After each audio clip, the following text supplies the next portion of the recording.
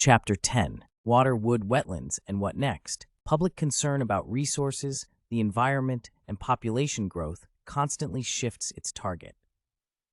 When those who are worried about loss of farmland run out of arguments with which to rebut the data that land is growing less scarce, they are wont to say, "But what about water? If we run out of water, the amount of land won't matter." Worry about the loss of forests is another old bugaboo that has again become fashionable. Earlier in this century, people worried that timber would become scarce as forests were cut for lumber, yet wood is now in greater supply than ever. Another concern about forests, their availability as recreational land and as habitat for wildlife, is addressed in Chapter 29. And now even wetlands, formerly known as swamps, have come to share the environmentalists' spotlight. Let's begin by briefly discussing the supposedly worsening water shortage, a topic that there was no need to address at the time of the first edition. The ridiculousness of such conservation measures as not putting water on the tables of restaurants or not flushing the toilet every time it is used is discussed in Chapter 20. Nature of the problem. Water does not change into something else, as do fossil fuels that are burned. Rain and seawater come back to us in the same form in which we originally used them, unlike, say, raw copper. And water never languishes in a dump, as scrap iron does. Furthermore, the quantity of water in the oceans is huge by any comparison. The only possible water problems, then, are that A, there is not enough water in a place that it is wanted at a given moment, and hence the price is too high, and B, the available water is dirty. Usable water is like other resources, however, in being a product of human labor and ingenuity. People create usable water, and there are large opportunities to discover and utilize new sources. Some additional sources are well known and already in partial use: transport by ship from one country to another, deeper wells, cleaning dirty water, towing icebergs to places where water is needed, and desalination. But there also are entirely new possibilities, about some of which there already are hints, and about others which, inevitably, nothing is known. An important example of a newly discovered source is the aquifers in areas where the underlying rock has large faults. In the past, geologists had assumed that the water in these large watersheds does not flow easily from place to place, and especially does not flow vertically. But scuba divers have been able to map the movement of the water in these aquifers and to demonstrate that it does move vertically. In this fashion, huge new supplies of groundwater have been found in the Red Sea province of eastern Sudan, Florida, and elsewhere. This new method has also revealed that massive watersheds are in greater danger of being polluted by groundwater than had previously been known. The direction is thereby pointed to pollution prevention. Consumer water issues. For perspective on modern consumer water issues, consider that in a typical poor area in South Africa in the 1990s, which is how it also used to be only a century or so ago in what is now the rich world, the average household spends about 3 full hours of labor each day hauling water from the source to the house in order to supply its water needs. In comparison, typical households in middle-class areas can pay for a day's worth of water with the pay from perhaps 1 or 2 minutes of work. And the price of water brought to the house by a water carrier in poor areas of South Africa is perhaps 25 or 30 times the price of water in a modern middle-class area in South Africa. So the long-run trend, as with all other natural resources, has been toward a much greater abundance of water, rather than toward greater scarcity. This illustrates the basic theory of this book, the process by which new problems eventually leave us better off than if the problems had not arisen. The opposite view, that we are exploiting the future and that retribution will inevitably destroy civilization, is discussed in Chapter 38. We can immediately simplify our subject by noting that water for residential use will never be a long-run problem in itself, because even at the cost of the most expensive means of production, desalination, the cost of water used by households is small relative to household budgets in rich countries. Let's say that an acre-foot of desalinated water, that is 325,851 gallons, costs $700 or $900 in 1992 dollars, depending on how you figure, as in Santa Barbara, California. The average household in that affluent area uses perhaps 7,500 gallons per month, about the same as in the suburbs of Washington, D.C., or 90,000 gallons, $500 worth, a year. Even if the price of water in Washington, D.C. rises at the source from $0 to $1,900 per acre foot, the increase per household would only be about $500 yearly. This is not an insignificant amount, to be sure, but it represents the greatest possible increase. Desalinated water will be available forever at a maximum of this price, so population can grow indefinitely without pushing the price of water beyond the desalinated cost. The desalinated price probably will be much less as technology improves and the price of energy falls. For example, a desalination plant that uses waste heat from an existing power plant produces water for only about half of the cost cited above. The present price of water at the source is not zero either. In Southern California, the wholesale price of water is about $500 per acre foot. Furthermore, homes reduce their use of water as the price goes up.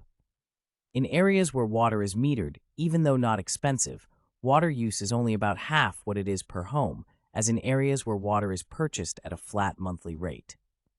Figure 10.1a and Figure 10.1b show how the amount of water used is responsive to the price. The most important fact for consumer water supply is that most water is used in agriculture. For example, irrigation takes 80% of the water used in Utah and 90% in New Mexico.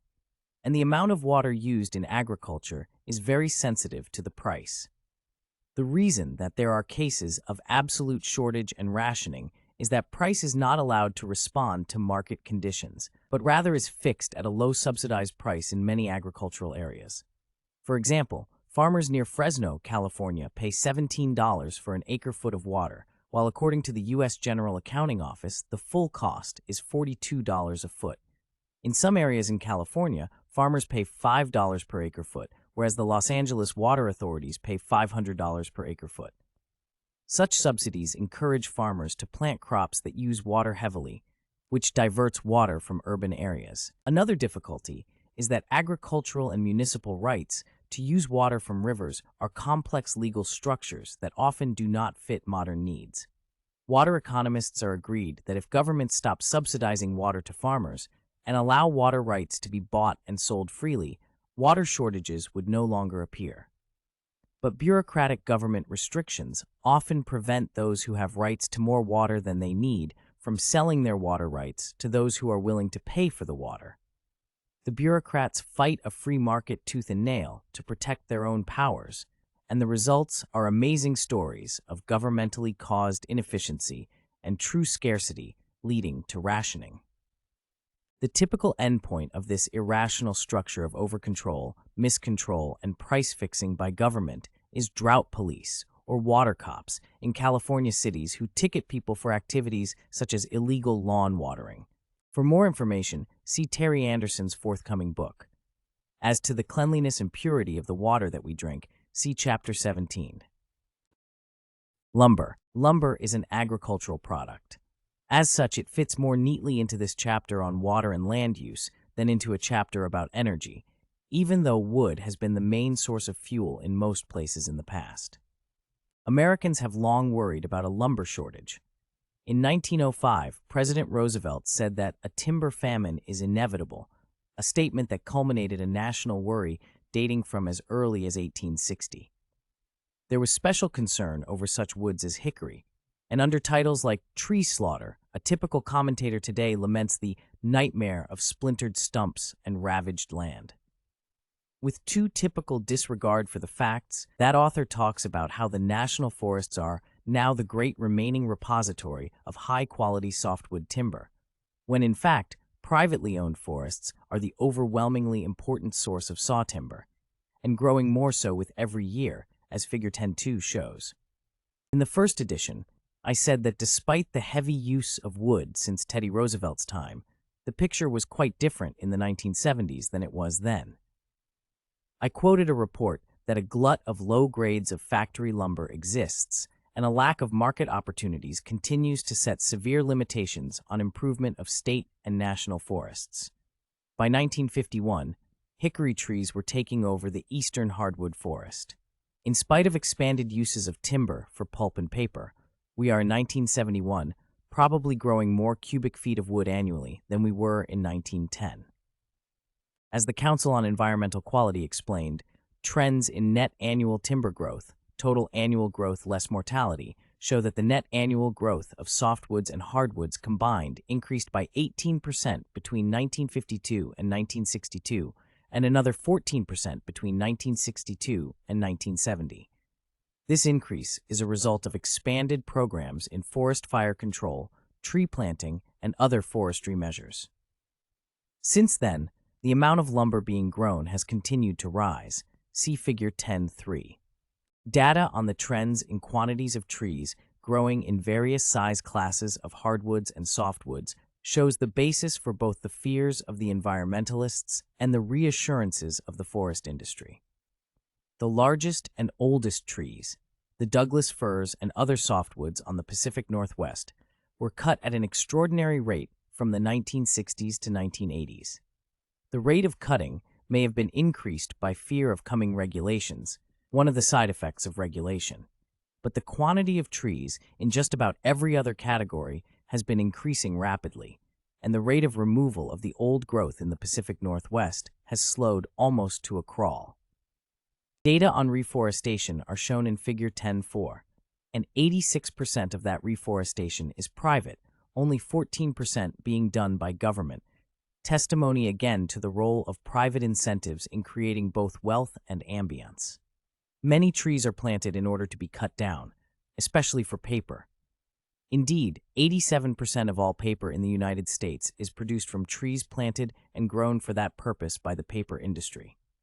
Hence, regretting the cutting of trees for paper is like lamenting the cutting of corn in cornfields.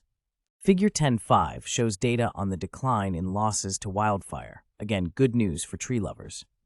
Despite the improving situation, as of the first edition, the data did not show a long-run decline in the price of wood, unlike all other natural resources.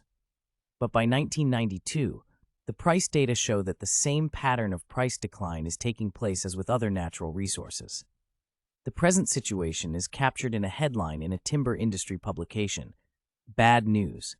Timber prices are not rising as fast as inflation rate. The decline in prices occurred for each of the 8 kinds of sawtimber and pulpwood, including hardwood, for the entire U.S. South. The situation in Europe is much the same. Forest resource surveys, which provide fairly reliable data, show that for Austria, Finland, France, Germany, Sweden, and Switzerland, there has been a general increase of forest resources in recent decades. See Figure 10.6. Estimates for other European countries, based on less accurate methods, indicate that all countries reported an increase of growing stock between 1950 and 1980. These data are at odds with assertions that European trees have been adversely affected by air pollution. The forestry specialists reporting in Science therefore adjudge that the fertilization effects of pollutants override the adverse effects, at least for the time being.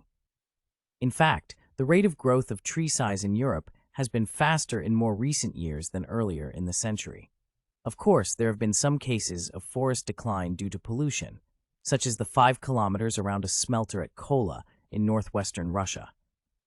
The damaged areas total perhaps 2,000 square kilometers in the former Soviet Union, and a total maximum of 8,000 square kilometers in Europe, less than 0.5% of the total. Why does the public believe that forests in Europe are declining when they are really increasing? Part of the explanation is that researchers invalidly infer general effects from partial biological data. For example, in an earlier issue of Science, there appeared an article entitled "Air Pollution and Forest Decline in a Spruce Forest," in which the author inferred the conclusion of an overall decline. What he had actually observed were symptoms of forest decline of spruce in Europe, range from needle yellowing and loss to tree and stand mortality, to which he added theories about the effects of various gaseous pollutants. Logical? Perhaps. Correct? No. That has too often been true of environmental scares. Even taking the world as a whole, which includes poor countries that are still in the phase of deforesting, they will reforest when they become more affluent, the total quantity of forests shows no evidence of declining, as seen in Figure 10.7. The confounding of predictions and the shift from an apparently impending timber famine to actual glut was not fortuitous. It resulted from responses to perceived need. One response was that more timber was purposely planted. Another response has been higher productivity, so that an increasing number of trees grow on a shrinking area. Perhaps most important have been conservation efforts due to higher prices and research on wood and wood substitutes. We see the results in our homes: plastic bags substituted for paper bags, and newsprint made thinner and yet stronger, as in airmail editions of overseas newspapers. Perhaps wood will not even be used for paper in the future. Kenaf and other plants show promise as alternative sources of newsprint. Kenaf grows to a height of 12 to 15 feet in 5 months and yields about 12 tons of dry plant per acre, roughly 9 times the yield of wood per year. It has disadvantages, such as a high cost of transportation that makes it necessary that the farms be close to the mill. But the quality of paper made from it is better than paper from wood. And it is already being used in the Far East. Ironically, greater use of kenaf would reduce the demand for trees to be grown, which outdoors people might regret. Just as with food, fears in the past about running out of wood have not been realized, and there is no reason to believe that the trends of earlier decades will suddenly reverse their direction. Of course, we value forests for more reasons than timber. The extent of forests in the U.S. and in the world as an amenity for people and as an environment for other species is discussed in Chapter 29. The preservation of wetlands, up to recent decades known as swamp ground, is a remarkably clear-cut case of an activity having nothing to do with food production. The prevention of urbanization is justified, wrongly, as saving land for food production in the future, but wetlands preservers make very clear that keeping land available for agriculture is not their reason. If the price of soybeans gets high enough, there's no reason why the owner wouldn't sell them wetlands or convert them to crops, says Louisiana's chief habitat biologist. The aim is to keep these lands out of production. Actually, the preservationists need not worry about agricultural encroachment because the price of soybeans is likely to be dropping rather than increasing in future years, just as it has for all other foodstuffs. See Chapter 5. If our society deems it worthwhile to keep some lands wet or unurbanized or desert-like for the sake of the ambiance or for the sake of animals, the economist can make no judgment about the wisdom of the policy. If we want to have arid Gila National Forest in New Mexico the way that forest biologists think the range should look, as the ranger in charge put it, or because, as the county executive in Montgomery County, Maryland, where I now live, said about farmland, most people find it attractive, it has good ambiance. That is a public choice. Or, as a Wilderness Society official says, we should protect the land not just for wildlife and human recreation, but just to have it there. Of course, if we want parks, or even land that no one will use or visit, we should be prepared to pay for them. We can also ask that the judgment be made on the basis of sound facts and analysis, and civil libertarians can raise reasonable questions about whether private owners of these land should have their property rights taken away without compensation.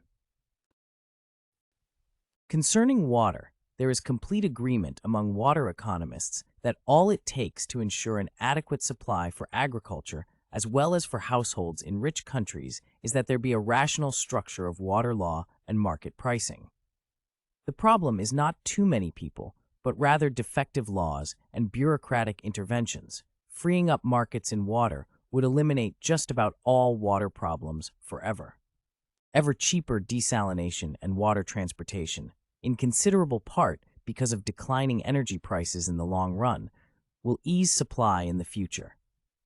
In poor water-short countries, the problem with water supply, as with so many other matters, is lack of wealth to create systems to supply water efficiently enough. As these countries become richer, their water problems will become less difficult and more like those of the rich countries today, irrespective of population growth.